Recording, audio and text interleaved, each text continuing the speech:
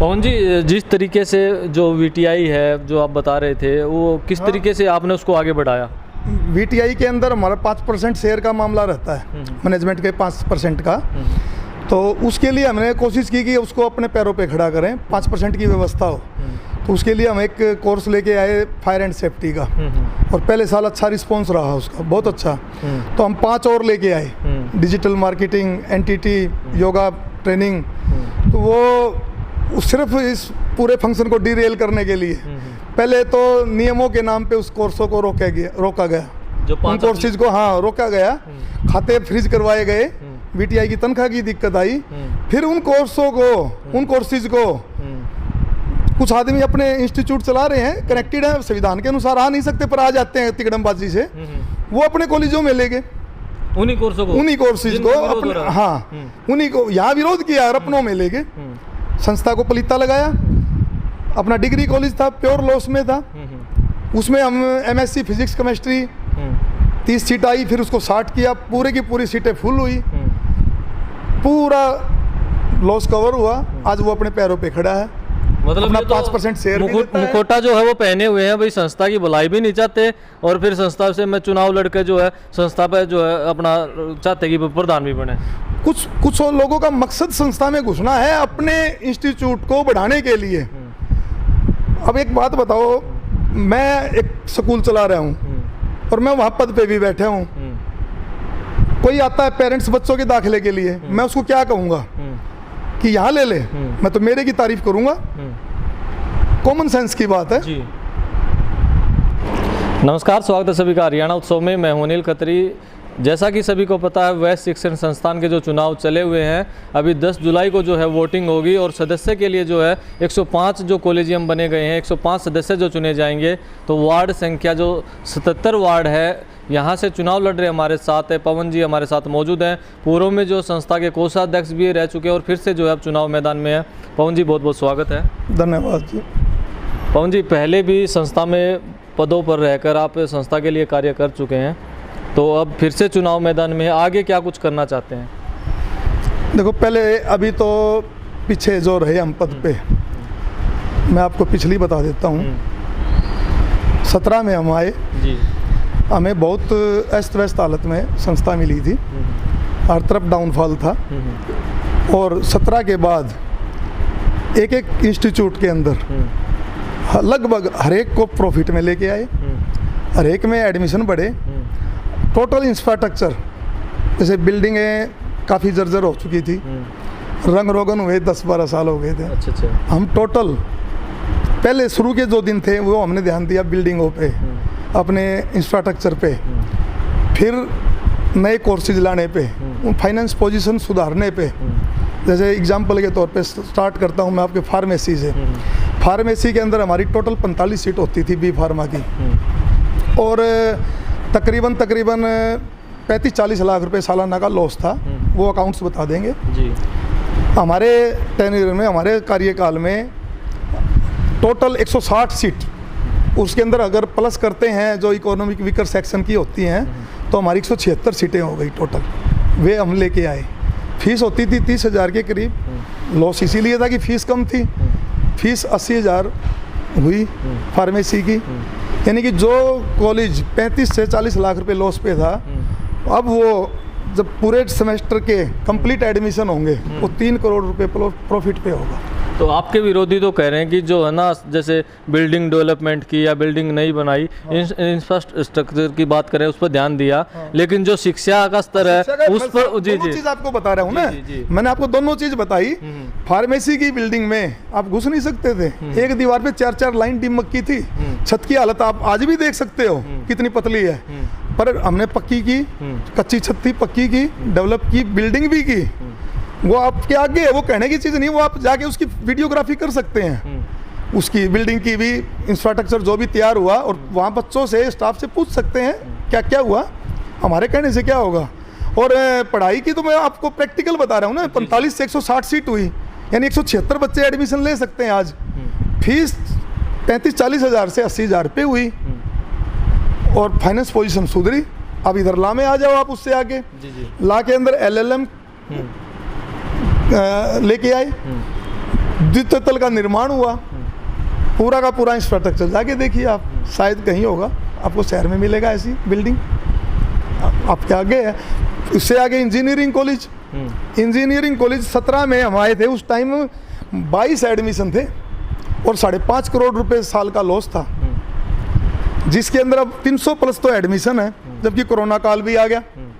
सबको पता है कि क्या हालत हुई है। और आज लॉस नाम की चीज़ नहीं है। आज मैं ये भी नहीं कहूँगा, प्रॉफिट तो एट पार पे 5.5 करोड़ रुपए का लॉस कवर करना कोई छोटा काम नहीं है। तो जो आपके विरोधी कह रहे हैं कि फिर 2 साल से चुनाव क्यों नहीं करवाए संस्था में, समय पर चुनाव करवाने चाहिए थे। बिल्कुल बिल्कुल होने चाहिए। चुनाव क्यों नहीं हुए?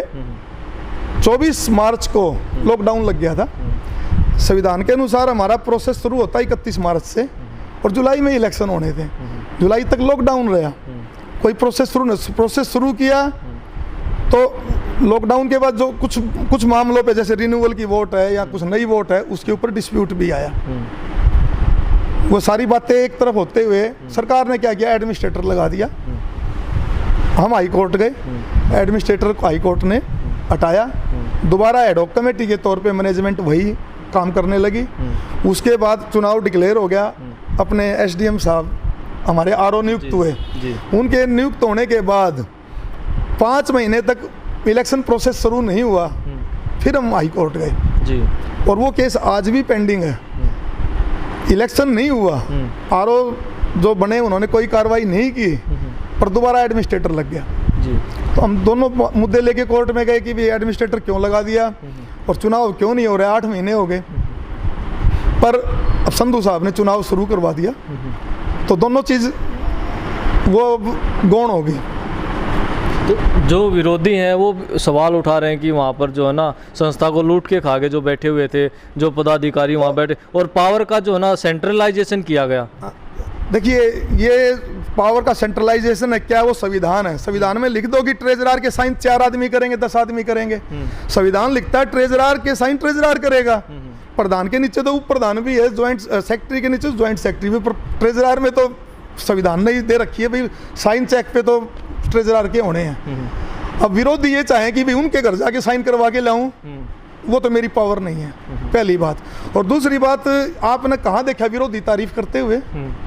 ये तो 17 में हम बैठे थे, आप 22 की कर रहे हो, विरोध कर रहे हैं। 17 में कौन सा हमारा पक्ष लिया? 17 में भी विरोध किया। अगर जैसे पदाधिकारियों में 5 पद हैं, हमारा 1 पद टॉस में हम खो दिए। इलेक्शन से नहीं आ रहे जी जी, वो टॉस में आ रहे हम। भाई इक्वल वोट थी, टॉस में हार गए, तो फ्रैक्शन तो वहीं से थोड़ी सी शुरू हो गई। एक आदमी विपक्ष का आ गया तो उसने तो विपक्ष का ही काम करना था। अगर समाज हित के करते, संस्था हित के करते, आज संस्था का कई गुना विकास होता। अब एक बात बताओ कि 4 आदमी, वो एक आदमी ये कहे कि भाई मेरी ही चले, 4 आदमी चुप बैठ जाओ, फिर इलेक्शन का फायदा कि वैसे ही किसी एक को बिठा दो। तो ये तीसरी बार जो है चुनाव कॉलेजियम बनने के बाद हो रहे हैं, तो इस बार अलग क्या दिखाई दिया आपको? तीसरी बार जो चुनाव है अब कॉलेजियम के बाद। देखिए, पहला जो कॉलेजियम का चुनाव हुआ था वो 3 हिस्सों में बट गए थे, 3 साल। 1 साल एक मैनेजमेंट रही, मैनेजमेंट कुछ कर पाती, समझ पाती, उससे पहले ही वो मैनेजमेंट चली गई।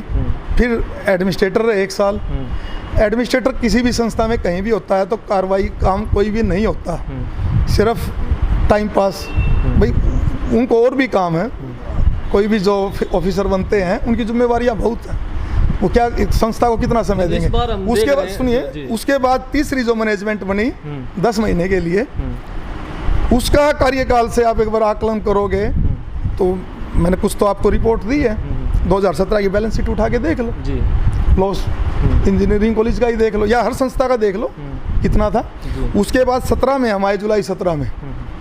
जुलाई 17 से आज तक की कोई भी रिपोर्ट कार्ड आप देखोगे जो कि रिटर्न में है, सब कुछ उजागर हो जाएगा।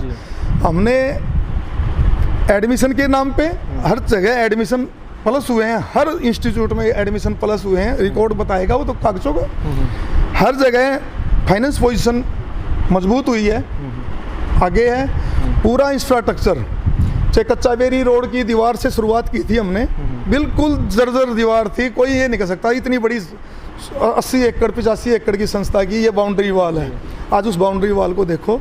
उसके बाद हमारे पब्लिक स्कूल के अंदर ज़्यादातर कमरे इतने जर्जर थे, बच्चों के ऊपर छत गिर गई थी, बच्चे की क्लास के अंदर छत गिर गई थी। उसके बाद हमने वहाँ रिपेयर का काम शुरू किया और रोहतक के अंदर पहला बच्चों के लिए वो ऑडिटोरियम दिया, शायद रोहतक शहर का पहला है किसी भी पब्लिक स्कूल का।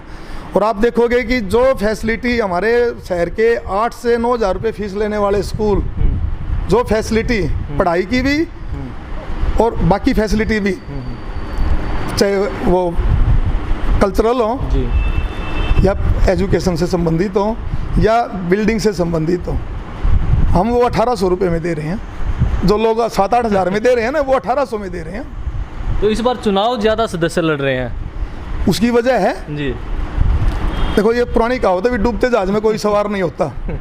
17 का जो इलेक्शन था ना, हालत इतनी ख़राब थी संस्था के अंदर, टोटल इंस्टीट्यूट फाइनेंशियली वीक थी, लॉस में थी। हर आदमी आते ही सोचता है मैं जाऊंगा तो वहाँ तनख्वाह का ही भुगतान कहाँ से करूँगा या इसको चलाऊँगा कैसे। लोगों ने इंटरेस्ट कम लिया, ठीक है। और 5 साल में संस्था हरी भरी हुई है, फल फूल रही है, बिल्कुल हर आदमी इंटरेस्ट ले रहा है कि मैं भी आऊँ, अपना योगदान दूँ, चलाऊँ अपने। भाई देखो, एक चालू चीज़ को चलाना और एक इस बार डंप होगी भी उसको। अगर आपको मौका मिलता है, आपकी जो ग्रुप है इसको मौका मिला संस्था को आगे बढ़ाने का, क्या विजन है इस बार का? देखिए, विजन बोलने को कुछ भी बोल दो, बोलने से बढ़िया है काम कर्म करके दिखाओ। अपना मुंह से बोलना कम पसंद करूं, मैं हाथों से करना ज़्यादा पसंद करूं।